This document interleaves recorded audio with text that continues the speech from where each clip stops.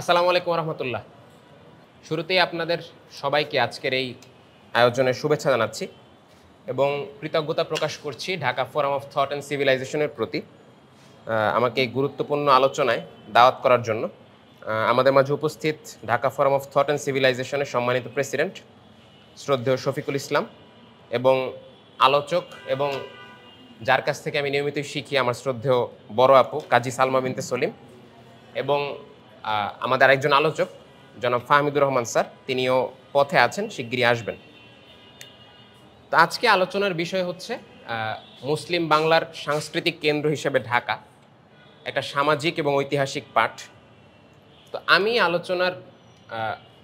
এই আলোচনার ক্ষেত্রে দুইটা ডাইমেনশন রাখার সুযোগ আছে। একটা হচ্ছে আপনারা যদি তাত্ত্বিকভাবে দেখেন, আরেকটা হচ্ছে ঐতিহাসিক উদাহরণের জায়গা থেকে যদি দেখেন। আমি তাত্ত্বিক জায়গা থেকে কিছু পয়েন্ট বলে আমার আলোচনা শেষ করব।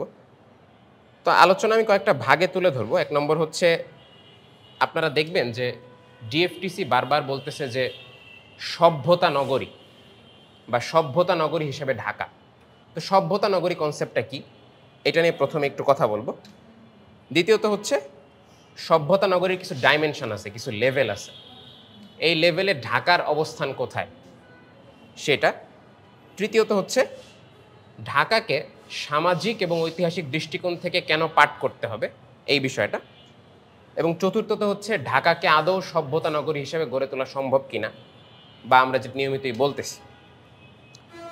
তো দেখেন, একটা সভ্যতা নগরী হচ্ছে এমন একটা নগর বা এমন একটা শহর যা কয়েকটা বিষয়কে ধারণ করে। প্রথমত হচ্ছে একটা সভ্যতার স্মৃতি, মানে এমন একটা শহর যেখানে সামহাও একটা সিভিলাইজেশনের মেমোরি সেই শহরের সাথে জড়িয়ে আছে। তো ঢাকাকে যখন আমরা সভ্যতা নগরী বলি, তো এখানে দুইটা বিষয় আমাদের মাথায় রাখতে হবে। একটা হচ্ছে সামগ্রিকভাবে উপমহাদেশের বিচারে ইসলামী সভ্যতার যে 700 বছরের ইতিহাস, এই ব্যাপারটা। দ্বিতীয়ত হচ্ছে বাংলা অঞ্চলের আলাদা একটা ডাইমেনশন আছে ইতিহাসের দিক থেকে। ঢাকার আলাদা একটা তাৎপর্যের জায়গা আছে, যেটা কখনোই দিল্লির এক্সটেনশন হিসাবে ঢাকা না, বরং ঢাকা শুধুমাত্র ঢাকা হওয়ার কারণেই ঢাকা, এই ব্যাপারটাকেও বুঝতে হবে। যেমন আমাদের ইতিহাসে আপনারা দেখবেন সব জায়গায় ইতিহাসকে এভাবে পাঠ করা হয় যে ভারতীয় উপমহাদেশের একটা অংশ হচ্ছে বাংলাদেশ, কিন্তু বাংলাদেশ, বাংলা অঞ্চল এবং ঢাকা এর স্বতন্ত্র একটা ঐতিহাসিক তাৎপর্য আছে। এই ব্যাপারটাকে আমাদেরকে এখানে মাথায় রাখতে হবে। দ্বিতীয়ত হচ্ছে একটা সভ্যতার সংস্কৃতিকে একটা সভ্যতা নগরী বহন করবে। তৃতীয়ত আত্মপরিচয়কে বহন করবে, একটা নগরী জানান দিবে যে সে কোন সভ্যতার অংশ। এবং চতুর্থত একটা সভ্যতার একটা জীবন্ত আর্কাইভ হিসাবে কাজ করবে। এই চারটা বৈশিষ্ট্য যখন একটা নগরের ভিতরে আমরা দেখব, সেটাকে আমরা সভ্যতা নগরী বলতে পারবো। তো ইবনে খালদুন এখানে কি বলতেছেন? ইবনে খালদুন বলতেছেন যে একটা শহর হচ্ছে একটা, যেখানে একটা সভ্যতার রূহ প্রতিফলিত হয়। একটা শহর হচ্ছে এখানে একটা মিররের মতো, সভ্যতার রূহটা সেখানে রিফ্লেক্ট করবে এবং আমরা এখানে একটা প্রতিবিম্ব দেখতে পাবো যে এটা সভ্যতার একটা চিহ্ন বা সভ্যতাটা আসলে এমন। তো এই জায়গাতে সভ্যতা নগরের যে বৈশিষ্ট্যগুলো, এখানে অনেকগুলো বৈশিষ্ট্য আছে, আমি সংক্ষেপে মূল 5টা বৈশিষ্ট্যের কথা বলবো। একটা হচ্ছে, আপনারা এটা একটু মাথায় রাখতে পারেন, একটা হচ্ছে ঐতিহাসিক ধারাবাহিকতা, মানে একটা সভ্যতার একটা হিস্টোরিক্যাল কন্টিনিউটি থাকবে, এটার একটা সিলসিলা থাকবে। ঢাকার ক্ষেত্রে যদি আপনারা দেখেন, ঢাকার যে পুরনো নগরগুলা যেগুলো এখনও ইসলামী সভ্যতার কিছু স্মৃতিচিহ্নকে বহন করে, যেমন আপনারা যদি এখনও পুরান ঢাকায় যান, দেখবেন বেশিরভাগ বাড়ির নাম ফলক হচ্ছে আরবি, উর্দু, ফার্সি এই ভাষাগুলায় লেখা। ওই এলাকারগুলোর নামও এই ধরনের শব্দগুলো দিয়ে নাম। একই সাথে আপনারা দেখবেন যে সেখানে মানুষজন কথাবার্তায় আমাদের যে প্রমিত বাংলা, এটাকে খুব কম ব্যবহার করে। অনেক ক্ষেত্রেই উর্দু, ফার্সি মিশ্রিত যে ঐতিহাসিক বাংলা, সেটাকে ব্যবহার করে। তো একটা সভ্যতায় যখন আমরা এই চিহ্নগুলো দেখি, যে সভ্যতার স্থাপত্যগুলোতে আগের সভ্যতার একটা চিহ্ন আছে, কথ্য ভাষার ভিতর আরেকটা চিহ্ন আছে, এবং সেই সভ্যতার মানুষজন বা সেই নগরের মানুষজন আগের সভ্যতার ট্র্যাডিশনকে ফলো করতেছে। আপনারা এখনও দেখবেন যে পুরান ঢাকায় শবে বরাতকে খুব জাঁকজমকভাবে পালনের চেষ্টা করে, শবে মিরাজকে পালন করে। এগুলো কিন্তু হুট করে এসে জুড়ে বসে নাই, এর একটা ঐতিহাসিক ধারাবাহিকতা আছে, শত শত বছরের একটা হিস্ট্রি আছে। এটা হচ্ছে প্রথম বৈশিষ্ট্য একটা সভ্যতা নগরীর, যে একটা ঐতিহাসিক ধারাবাহিকতা থাকবে। তো ঢাকার ক্ষেত্রে আমরা সেটা পাইলাম। দ্বিতীয়ত হচ্ছে যে একটা সাংস্কৃতিক আত্মপরিচয় তৈরি করবে একটা শহর।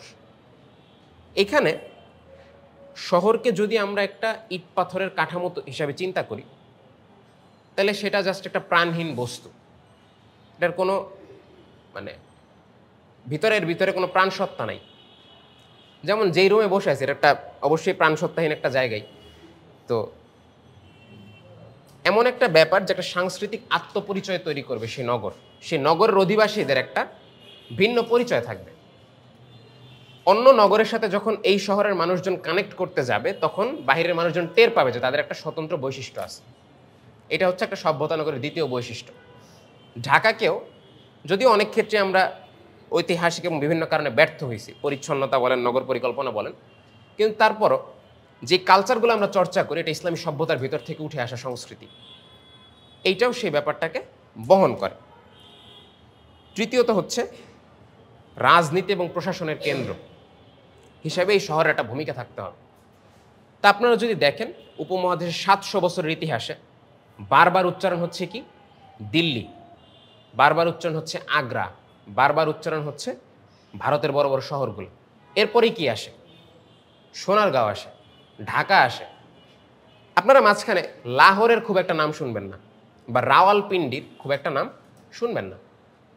কারণ পাকিস্তানের রাওয়ালপিন্ডি হোক, লাহোর হোক, কিংবা করাচি হোক, বর্তমান সময়ে সেটা কিছু নামডাক হইলেও ঐতিহাসিক যে তাৎপর্যের জায়গা, এখানে ঢাকা এবং দিল্লির সাথে লাহোর এবং রাওয়ালপিন্ডির কোনো তুলনাই হয় না। দুইটা অঞ্চলের কেন্দ্র ছিল। বাংলাদেশে যখন 200 বছরের স্বাধীন সুলতানি আমল চলছে, বিশেষ করে শামসুদ্দিন ইলিয়াস এবং ফখরুদ্দিন মোবারক শাহের সময়, তখন ঢাকা একটা স্বতন্ত্র সিভিলাইজেশনাল আইডেন্টিটি, সভ্যতাগত আত্মপরিচয় তৈরি করছে, যে জিনিসটা আপনারা পাকিস্তানের ক্ষেত্রে দেখবেন। পাকিস্তানের ভিন্ন দিকে তাৎপর্য অবশ্যই আছে, কিন্তু এটা একটা আলাদা ব্যাপার। তো 3টা বললাম, একটা হচ্ছে ঐতিহাসিক ধারাবাহিকতা, দ্বিতীয়ত হচ্ছে সাংস্কৃতিক আত্মপরিচয়, এবং তৃতীয়ত হচ্ছে রাজনীতি এবং প্রশাসনের কেন্দ্র হিসেবে ভূমিকা পালন করা। চতুর্থত হইল অর্থনীতি এবং ভূরাজনীতির কেন্দ্র। এই দিক থেকে যদি আপনারা ঢাকাকে দেখেন, ঢাকার বুড়িগঙ্গার যে তীর, সেটা একসময় বিশ্ব বাণিজ্যের অন্যতম বড় কেন্দ্র ছিল। এবং ঢাকা বিশেষভাবে 2টা ইন্ডাস্ট্রির জন্য ফেমাস। একটা হচ্ছে তার পোশাক, যে ধারাবাহিকতা আমরা এখনও দেখি, দ্বিতীয়ত হচ্ছে জাহাজ। এবং এইটার যদি আমরা পেছনে যাই, এমনকি তৎকালীন সময়ের পৃথিবীর সুপার পাওয়ার ওসমানীরা পর্যন্ত বাংলা অঞ্চল থেকে জাহাজ তৈরি করে নিয়ে যেত। সেটা 1500 সালের কথা, যখন ওসমানীদের সবচেয়ে শক্তিশালী সময়টা চলে, সুলতান সুলাইমান থেকে অন্যান্য সুলতানদের সময়টা। ঢাকার এই অবস্থান ছিল। আজকে চিন্তা করেন, আজকের প্রেক্ষিতে যদি ভাবি যে আমেরিকা বাংলাদেশ থেকে যুদ্ধ জাহাজ নিতেছে, এইটা যতখানি বড় ব্যাপার, ওই সময়টা তার চেয়েও বড় ব্যাপার ছিল। কারণ আমেরিকার চেয়ে কমপক্ষে 10 গুণ বড় ছিল তৎকালীন ওসমানী সালতানাত, আরও বেশি হবে। সবশেষ হচ্ছে জ্ঞান ও শিল্পের উৎপাদন। এটা একটা সভ্যতা নগরীর বৈশিষ্ট্য। এখানে মাদ্রাসা এবং বিশ্ববিদ্যালয় থাকতে হবে। মাদ্রাসা বলতে আমাদের হেফজখানা বা হচ্ছে বর্তমান যে মাদ্রাসা, এগুলোকে ভাইবেন না, জ্ঞানের কেন্দ্র হিসেবে মাদ্রাসা। লাইব্রেরি থাকতে হবে, সাহিত্য ভাণ্ডার থাকতে হবে, এবং এমন একটা গোষ্ঠী থাকতে হবে যারা জ্ঞান চর্চা করে একটা শহরকে কেন্দ্র করে। এটা একটা সভ্যতা নগরীর 5টা বৈশিষ্ট্য। এইখানে একজন বিখ্যাত গবেষক আছেন পাশ্চাত্যের, ওলেগ গারবার। ওনার একটা বই আছে, the formation of Islamic art. তখন উনি বলতেছেন যে ইসলামী সভ্যতার যে শহর, এগুলো একটা সিভিলাইজেশনাল অ্যাস্থেটিক্স তৈরি করছিল। অনেক বড় একটা পরিভাষা, সভ্যতাগত নন্দন তত্ত্ব, যেটা পাশ্চাত্যের কোনো শহরের ক্ষেত্রে আপনারা দেখবেন না। প্রত্যেকটা শহরের ভিন্ন ডিজাইন, ভিন্ন পরিকল্পনা, ইভেন কালারের ক্ষেত্রে আপনারা দেখবেন ইসলামী সভ্যতার বিভিন্ন অঞ্চলে কালার প্রেফারেন্সের একটা ব্যাপার আছে। বুখারা, সমরকন্দ থেকে ওই অঞ্চলটাতে আপনারা ফিরোজা কালারটা দেখবেন। আপনারা যদি স্পেনের দিকে যান, তখন রেডিশ যে কালারগুলা, এই কালারগুলো দেখবেন। বাংলা অঞ্চলেও এই লালচে কালারের প্রভাবটা একটু বেশি। তো প্রত্যেকটা অঞ্চলে আলাদা আলাদা কালারের ব্যাপারও আছে। এগুলো কিন্তু ইন্টেনশনালি করা, এগুলো আলাদা আলাদা ডাইমেনশন ইসলামী সভ্যতার ক্ষেত্রে। তো এইটা হচ্ছে একটা সভ্যতা নগরীর বৈশিষ্ট্য এবং সভ্যতা নগরীর পরিচয়। তো এখন আমরা যদি দেখি যে সভ্যতা নগরীর মাত্রাগুলো আসলে কী কী, বা সভ্যতা নগরীর ক্ষেত্রে কোন ব্যাপারগুলোকে আমরা এখানে পরিমাপক হিসাবে ধরব। এখানে 7টা মাত্রা আছে। যেটা একটা সভ্যতার লেভেল নির্ণয় করে, যে একটা সভ্যতা কোন অবস্থানটায় আছে। এটা থেকে আমরা আমাদের এই সূচকগুলো বা ইন্ডিকেটর থেকে আমরা আমাদের শহরের এখন কি অবস্থা এটা বুঝতে পারব। 1 নম্বর হচ্ছে যেসব শহর সভ্যতা প্রতিষ্ঠা করে, যেমন হচ্ছে মদিনা। মদিনা একটা স্বতন্ত্র সভ্যতা তৈরি করছে, পরবর্তীতে সেই সভ্যতার অনেক শহর হয়েছে, অনেক বড় বড় অঞ্চল হয়েছে, কিন্তু সেই সভ্যতার প্রতিষ্ঠাকারী শহর হচ্ছে মদিনা। এবং এইটা একই সাথে একটা সভ্যতাকে প্রাতিষ্ঠানিক ভিত্তি দেয়, শক্তিশালী করে, যেটা মদিনার ক্ষেত্রে আমরা দেখি। দ্বিতীয়ত হচ্ছে এই যে প্রথম শহর যেটা একটা সভ্যতা প্রতিষ্ঠা করলো, এটার পরের পর্যায়ে গিয়ে এই সভ্যতার থেকে অন্যান্য শহর তৈরি হয়। যেমন ধরেন মদিনা ইসলামী সভ্যতা তৈরি করছে, ইসলামী সভ্যতার একটা শহর হচ্ছে বাগদাদ। এটা কিন্তু মদিনার যে তৈরিকৃত সভ্যতা সেটার পরবর্তী ফলাফল। তৃতীয়ত হচ্ছে হারানো শহর। এটা হচ্ছে সভ্যতার পতনের কারণে যখন একটা সভ্যতা হারায় যায়, যেমন ধরেন মহেঞ্জোদারো, এটা পৃথিবীতে এখন কোনো অস্তিত্ব নেই। এইভাবে এক একটা করে ধাপ আছে। তো বাংলাদেশের ক্ষেত্রে আমি আপনাদেরকে 2টা ধাপ বলে আপনারা একটু চিন্তা করেন যে বাংলা অঞ্চল আসলে কোন ধাপে পড়ে। একটা হচ্ছে যে ভঙ্গুর শহর, যেটা ধ্বংসের দিকে যাইতেছে। আরেকটা হচ্ছে ঘোস্ট সিটি, ভুতুরে শহর। তো ঢাকা আসলে কোন সিটিতে পড়ে বলে আপনাদের ধারণা? এটা বড় বড় তাত্ত্বিকদের তত্ত্ব থেকেই বলতেছে, আমি মানে পরিভাষাও তৈরি করিনি। ঢাকা হচ্ছে এমন একটা শহর যেটা 7টা পরিমাপকের কোনোটাতেই পড়ে না। কারণ পরিমাপকের জায়গায় থাকতে হইলে একটা শহরের যে অবস্থান থাকতে হয়, ঢাকার এই মুহূর্তে সেই অবস্থানটাও নেই। তা আমরা কোনো রকম যেটা বলতে পারি, ঢাকা হচ্ছে একটা ঘোস্ট সিটির আশেপাশে একটা কিছু। ঘোস্ট সিটির উদাহরণ হচ্ছে যেখানে একটা সভ্যতার রূহ ছিল, সেই সভ্যতা এখন আর নাই, খালি কিছু ইট পাথরের বিল্ডিং আছে। কিন্তু ঢাকা কিন্তু পুরোপুরি আবার এমন না। ঢাকায় এখনও আজান হচ্ছে। এটা কিন্তু একটা সভ্যতার একটা চিহ্ন, যেখানে ইসলামী সভ্যতা এক সময় ছিল, এক সময় এখানে এটার একটা বিকাশ হয়েছে। এই হচ্ছে মোটামুটি সভ্যতার পরিমাপকে ঢাকার অবস্থান। তা আমরা ঢাকাকে, আমি একটা প্রস্তাবনা দিতে পারি, আপনারা হয়তো যোগ বিয়োগ করবেন। আমার দৃষ্টিতে ঢাকা হচ্ছে একটা মুমূর্ষু শহর। এখনও পুরোপুরি মরে নাই, মরবে ভাব, কিন্তু আশা করি আমরা আবার পুনরুজ্জীবিত করব, তাকে মরতে দিব না ইনশাআল্লাহ। তো এখন আমার আলোচনার 4টা ভাগের 2টা ভাগ আমি শেষ করে ফেলছি, আর 2টা ভাগে আমি সংক্ষেপে কিছু কথা বলে শেষ করে দিব। তো আজকের যে টপিক, যে মুসলিম বাংলার সাংস্কৃতিক রাজধানী হিসাবে ঢাকা, এটি সামাজিক ঐতিহাসিক পাঠ। তো সামাজিক ঐতিহাসিক পাঠটা কেন জরুরি, এই প্রসঙ্গে আমি 3টা পয়েন্ট বলবো। একটা হচ্ছে পাশ্চাত্য যে শহর কনসেপ্ট, এখানে একটা কনসেপ্ট আছে অ্যান্থনি কিংয়ের, যে ফিজিক্যাল সেপারেশন। এটা পাশ্চাত্যের নগরের ক্ষেত্রে একটা থিওরি। সেটা হইতেছে যে এলিট ক্লাস এবং লোয়ার ক্লাস, এদের মধ্যে একটা বিভাজন তৈরি করতে হবে নগর ডিজাইন করার সময়। এটা পাশ্চাত্যের একটা থিওরি, যে এলিটরা এক জায়গায় থাকবে এবং লোয়ার ক্লাস যারা তারা অন্য জায়গায় থাকবে। জায়গার ক্ষেত্রে বিভাজন তৈরি করতে হবে, সেখানে নাগরিক সুযোগ সুবিধা কম থাকবে। ঢাকাকে যদি মিলান, ধানমন্ডি আর যদি টঙ্গী গাজীপুর যান আর কি, এই ব্যাপারটা যেমন হয়, পাশ্চাত্যের এটা একটা ফান্ডামেন্টাল থিওরি, যে একটা ফিজিক্যাল সেপারেশন তৈরি করতে হবে। তো আজকের যে আমাদের নগর পরিকল্পনা, এখানে ব্যাপারটা খুব প্রকটভাবে মানে বিদ্যমান। উত্তরের বিভিন্ন এলাকায় গেলে দেখবেন একটা পাশে 12 তলা একটা বিল্ডিং, আর এক পাশে একটা টিন শেড। এইটা হচ্ছে ফিজিক্যাল সেপারেশন। এবং এইটা একটা মুসলিম কান্ট্রি হওয়া সত্ত্বেও বাংলাদেশের প্রত্যেকটা জায়গায় আপনারা দেখবেন এই ব্যাপারটা একটা ছাপ রয়ে গেছে। তো এটা পাশ্চাত্যের একটা ব্যাপার, যে ফিজিক্যাল সেপারেশন তারা তৈরি করে। দ্বিতীয়ত হচ্ছে পাশ্চাত্যের দৃষ্টিতে শহর হচ্ছে একটা ফিক্সড জিনিস, এটার কোনো মানে প্রাণসত্তা নেই। এই কারণে পাশ্চাত্যের দৃষ্টিতে একটা বাজার শুধুমাত্র একটা বাজার। এখন আমি যদি আপনাদেরকে প্রশ্ন করি, আমরা যারা গ্রামে বড় হয়েছি, গ্রামের যে বাজারগুলো, এগুলো কি শুধুই বাজার? এটা সেই অঞ্চলের মানুষের সংস্কৃতি, সে অঞ্চলের মানুষের জীবনাচার, সে অঞ্চলের মানুষের গল্প, সেখানে বেড়ে ওঠা একটা বাচ্চার ছোটোবেলায় ওখানে গিয়ে বাতাসা খাওয়ার স্মৃতি, সেখানে গিয়ে দাদার সাথে বাজারে যাওয়ার স্মৃতি, মসজিদে নামাজ পড়তে যাওয়ার যে ব্যাপারটা, এই প্রত্যেকটা জিনিসকে আপনি যখন একটা ফিক্সড ব্যাপারে আটকায় ফেলার চেষ্টা করবেন পাশ্চাত্যের স্ট্রাকচারে, সেটা কি আদৌ কোনো মানে আপনি সেটার সাথে কানেক্টেড ফিল করবেন কিনা?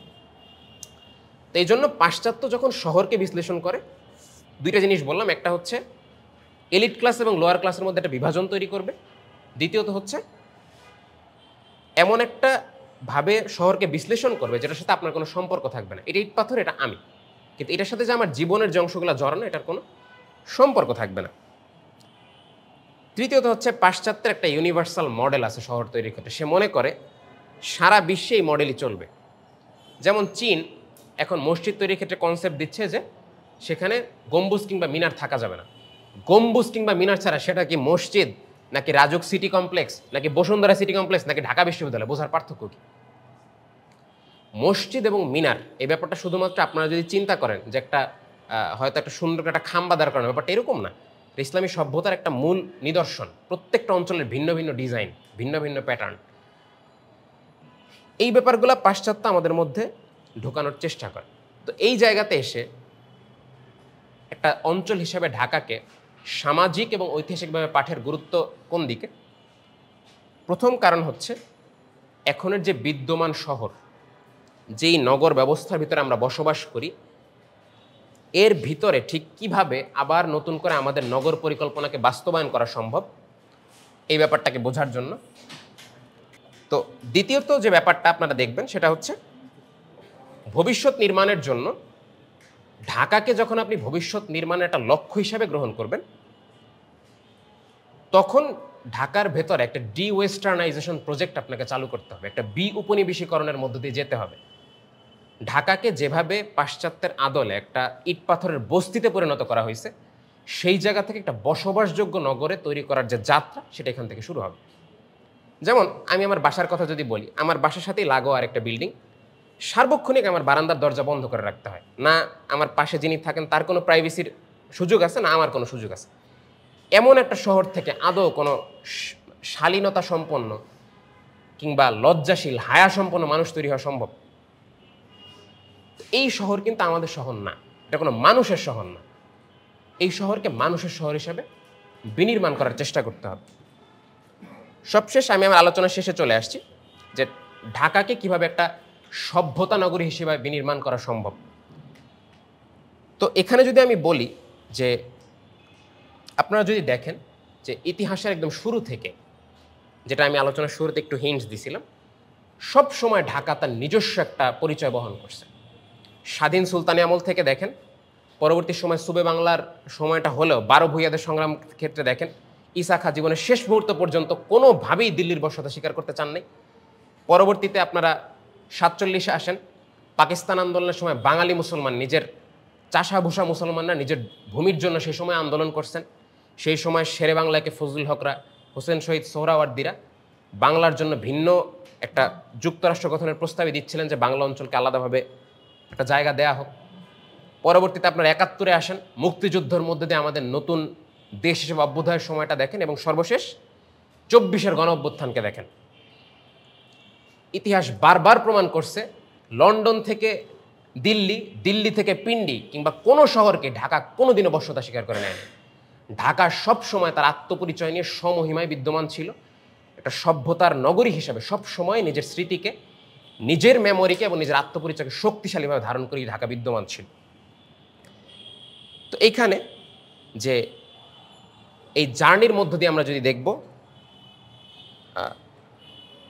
47-এর যে দেশভাগ, পরবর্তী 71-এর আমাদের মুক্তিযুদ্ধ এবং 24-এর গণ অভ্যুত্থানে পার্শ্ববর্তী দেশের ছত্রছায়ায় বেড়ে ওঠা যে ফ্যাসিবাদ, কোনো জায়গাতেই ঢাকা একটা বারের জন্য বশ্যতা স্বীকার করে নাই। এবং প্রত্যেকটা জায়গায় যদি আপনারা দেখেন যে হাজী শরীয়তুল্লাহ থেকে তিতুমির, একইভাবে ঢাকাতে আপনারা যদি আসেন নবাব সলিমুল্লাহ থেকে শুরু করে, এবং যেই জায়গাটা দ্বারা আমরা কথা বলতেছি সেটাও আমাদের সেই পূর্বপুরুষের ওয়াকফকৃত ভূমির উপর দ্বারাই আমরা নতুনভাবে স্বপ্নের ঘোষণা করতে চাই।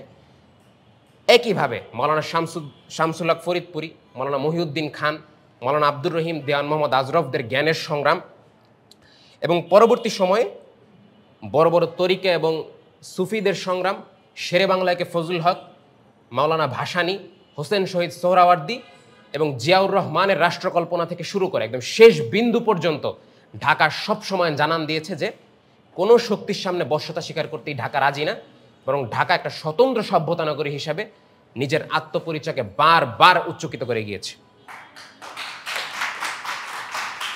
তো এই জায়গাতে আমরা যদি আমার আলোচনার শেষ টানতে চাই যে ঢাকা একটা সভ্যতা নগরী কিভাবে হবে, হুট করে আজকে থেকে টিএসসির শহীদ মুনীর চৌধুরী অডিটোরিয়াম থেকে নামার পরে আমরা দেখব না যে ঢাকা হঠাৎ করেই ইস্তাম্বুল হয়ে গেছে বা হচ্ছে ইস্পাহান হয়ে গেছে। ব্যাপারটা এরকম কখনোই হবে না। হুট করেই ঢাকার সবগুলো বস্তি চলে যাবে না, তারের জঞ্জাল চলে যাবে না, ট্রাফিক জ্যাম কমে যাবে না, শব্দ দূষণ কমবে না, বা সবশেষ এই ধরনের একটা অডিটোরিয়ামও থাকবে না, এরকম হুট করে হবে না। এটার জন্য একটা বড় পথ আমাদেরকে পাড়ি দিতে হবে, এবং সেই পথ পাড়ি দেওয়ার প্রথম সূচনা আমি মনে করি Dhaka forum of thought and সিভিলাইজেশনের মতো প্রতিষ্ঠানগুলো, এই ধরনের যত প্রতিষ্ঠান গড়ে উঠবে, যত বেশি আলাপ তৈরি হবে এবং যত বেশি আমাদের মধ্যে এটা নিয়ে চর্চা তৈরি হবে, তত বেশি আমরা সেই অর্থপূর্ণ একটা যাত্রার দিকে এগিয়ে যাব। সকলকে ধন্যবাদ জানাই, এবং আমরা প্রত্যেকেই জানো একটি সভ্যতা নগর হিসেবে ঢাকা বিনির্মাণের জন্য শেষ মুহূর্ত পর্যন্ত সংগ্রাম করে যেতে পারি। আল্লাহ যেন আমাদেরকে সেই তৌফিক দান করেন। আসসালামু আলাইকুম।